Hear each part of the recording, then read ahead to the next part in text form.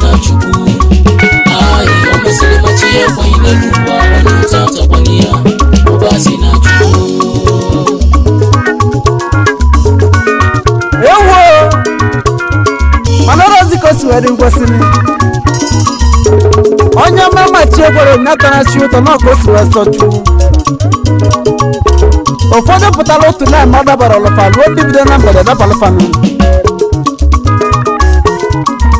mmụọ Ubasinachukwu mụ na Benard odogwu eze nwafọ kwa mụ na gị so bịa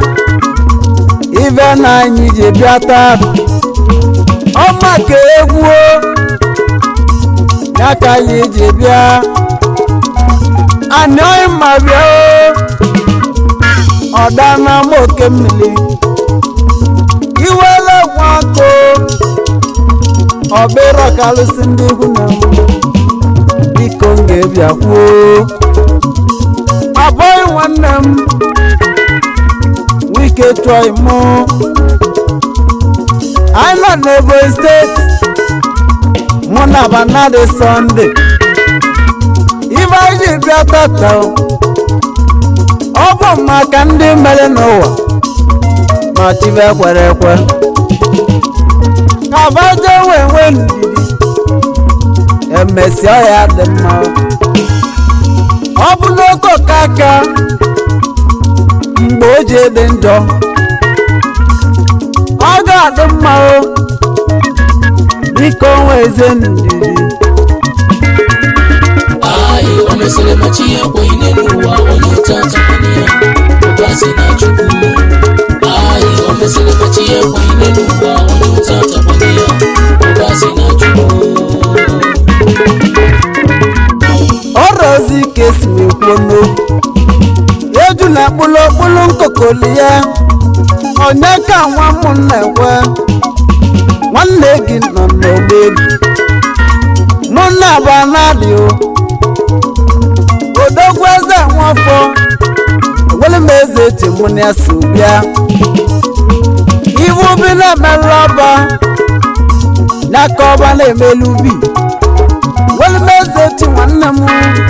Benard Sunday bịa ka egwasị uwe okwu Aye mama mwonu Nemoko sade n'ụwa egwu ka enji bịa ije elu ebuke n'ụwa egwu na-agbụlụchi Aye mama mwo nemoko siade ka na-echila ọnụ na adịsọ na eze nwọfọ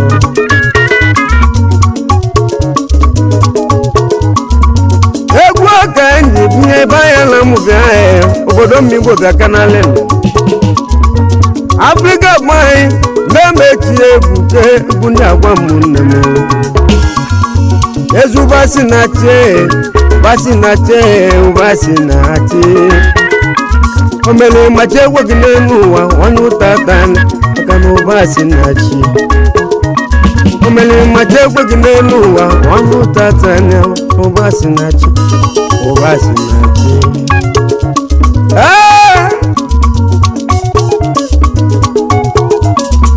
Denezi nwanne m mụ na Ubasinachi anyị bịa n'iwe n'ụwa Dani nwe mmụọ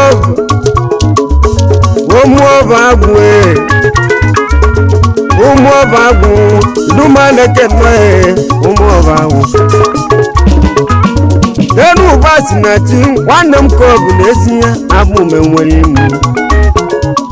igwu n'ebe na ndịna na mmụọba anyị bụ nwanne obodo na-abụ ka na-enwe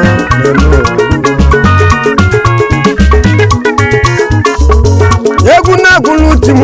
na-emechi ebuke Ubasinachi nwanne m nụ ka m na-agwa obodo m nwanne na-enwe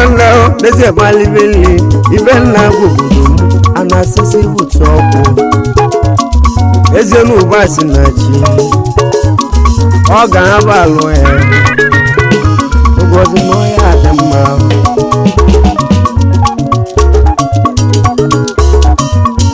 egwu na-eti n'obodo m egwu ọka anyị karịsịa n'ụlọ wee gbaa Benard ngwụmazịa n'ụlọ egwu oke eji mali mmụọ n'ụlọ egwu bụ n'ọbala m ibe na-agwụ Ubasinachi igwe jisi ike o nwere ibe a na-abụrụ mbụ n'ụlọ ibe ya bụrụ gbanụ mmehie ndị mbụ Ubasinachi imebe ibe ga-emebe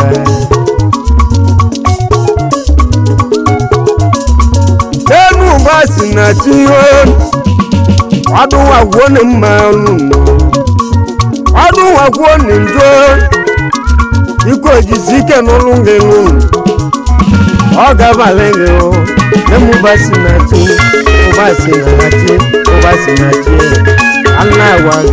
ka na adịkọ nna ikwu na-edu m n'emu anya nọ ozugbo n'anya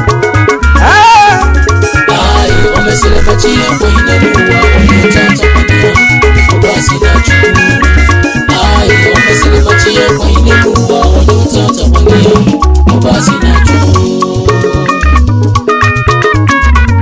Ani m na-ekwezi oyimu ọ bụ maka kensole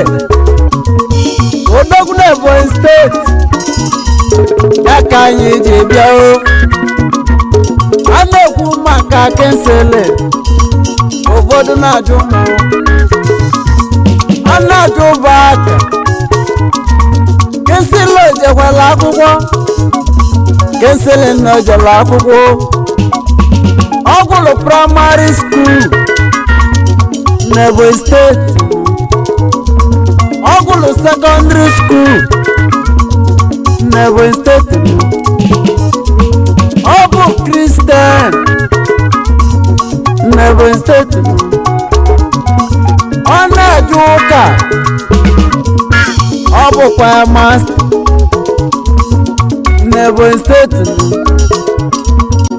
ya bụ n'obodo Ịza dị n'Ebonyi steeti fanweli mgbe Nwafikpo ọ dị n'Ebonyi steeti Chiboy nwanne m ihe ego Ebonyi steeti ka ịmala ifefe kasị emenụ eji ekwu maka fa Ebonyi steeti nwere mmadụ ka na-ekwu okwu kensele gwụrụ yunivasiti ife okwu esele egwu ọ bụ 5 years course Ruto na nwoke odogwu na-agba mbọ ọ gụrụ 4 years ọ nwetara scholarship mana tupu ị nweta ya bụ ife ọ bụ mmadụ ihe nye gị ya ọ bụ Dr. Kes ya bụ chairman DSF ọ na-adị mma amụọ nwaanyị ka ọ bụrụ nwaanyị amụọ nwoke ya bụrụ nwoke Dr. Kes daalụ dịka anyị si kwuo ebe na-azọ mmụ ogbe ebute ndị ọgara ọ bụ na-agba akwụkwọ Dr. Kes ya azọ ala kash onye nwere ego bụ ọgao ana Igbo bụ anyị mana anyị enwego mmadụ kama na kosebe ọ ga-ala ofu onye ọ na-awa obodo isi n'aka Dr. Kes chairman of DSF o ji nwere visa of UK ya na Dublin n'aka onye ala kachi esele nna m ndị nwoke ọ si anaba Toki o si UK webe anya Dublin akose n'aba tọki odogwu ife adịgo mma o obodo nwere ndị faji dị ebube obodo nwere ndị faji dị ebube obodo nwere ndị faji dị ebube obodo nwere ndị faji dị ebube obodo nwere ndị faji dị ebube obodo nwere ndị faji dị ebube obodo nwere ndị faji dị ebube obodo nwere ndị faji dị ebube anya n'obodo mụ na mebụli gbanwe egwu mụ na nwanne m egwu mụ na nwanne m Ubasinachi na mmụọ ọba ahụ ọ dịgolu gị mmanụ ebe nụ itiela aka gị n'ụlọ ọya agazili gị igbo na-aka nri eze na ihe egbute n'ụlọ igbo na-aka ebe eze na ihe egbute Ubasinachi nọ ọnụ mekene ọ dịgolu gị mma ahịa n'obodo m onye ka anyị bịa alagachi nnọọ alagachi nnọọ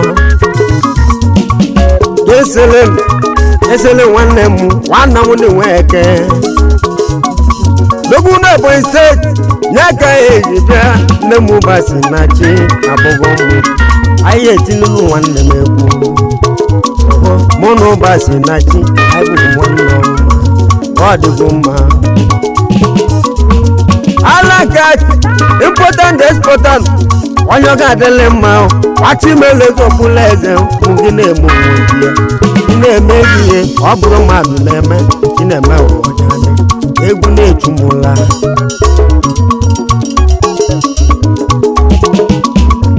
ahịa ndị obodo m alagachi nọ important exportant egwu na-agwụruchi m ọ na-atụnata ọ na-ebunete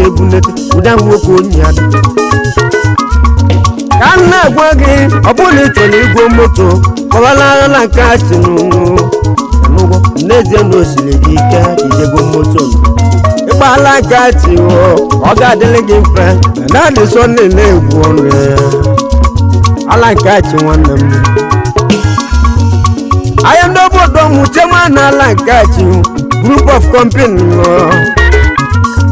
egwu na-agwụrụ chi m nwa bụ egwu nyibi ya ụnụ bụ eme n'ezienu nwanne m nwanne na nwanne m n'ezienu ụbalirili a na-asị n'obutu ọkwụ na mmụọ ọba agwụ anyị ji egwu ekere mmadụ ka ala kachi the CEO the Reef Global Ventures Limited importer and exporter ọ na-atụnata ọ na-ebupụkwa ebupu ọrụ dị abụọ ji ọ bụ na ị chọrọ ọrụ nke akụ ya eme solevi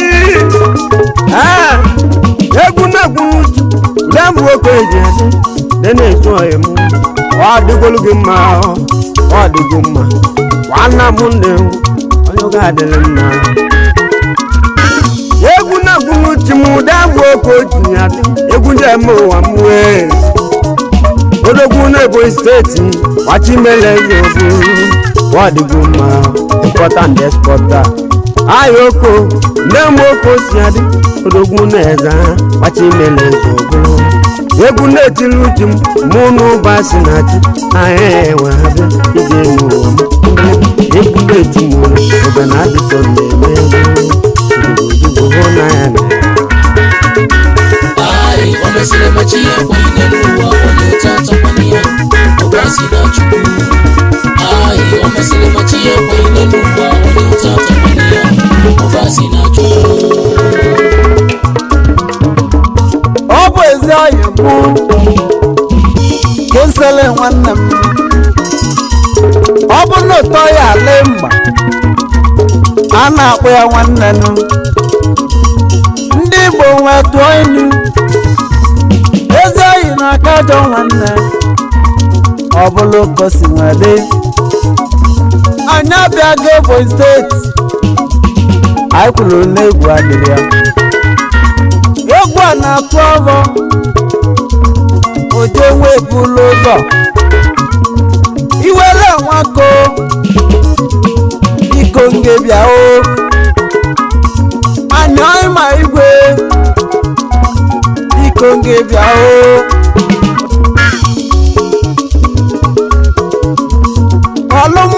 namu bilile gbogbo ebula pata si anya bia o ọtẹrọ kabia kwuo abụ m nwata gị abụ m Ubasinachi ụbaka nwatuo nwanne Korea odogwu na-atụnata moto ya ka anyị ji bịa o nwanne eze ego eze mọni nwanne talo odogwu bụ n'India nwanne baron odogwu na Seychelles ibe na anyị ji bịa o egwu male nwanne gị ya ka m jiri ala egwu ndị gbotulini akịda dị lozo onye gbalịa mmiri mgbe ọ nọ n'ọkọchị ife niile nweze bịa ụtọm Victor nwanne m onye ji ebi mụ na gị sobili ọ na-adị mma oyi m na-agbalị nga agwa o gbalịa n'oyi mụ akala eme ịgwa gị alakach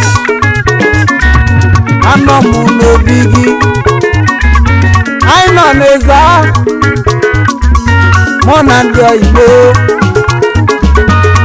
aza nwa ọfọ Benard Sunday ọ bụ ime nwelu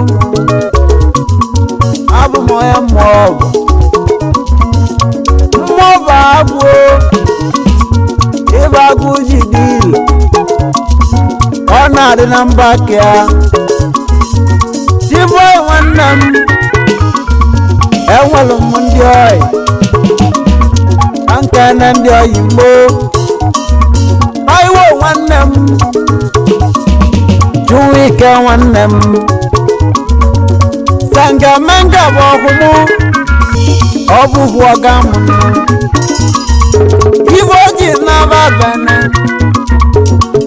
Republic ọ na-achụ ego n'aba boy Chinedo Nwachukwu ekwuru na Nkechi gbọtọ Sangamenga nwanne m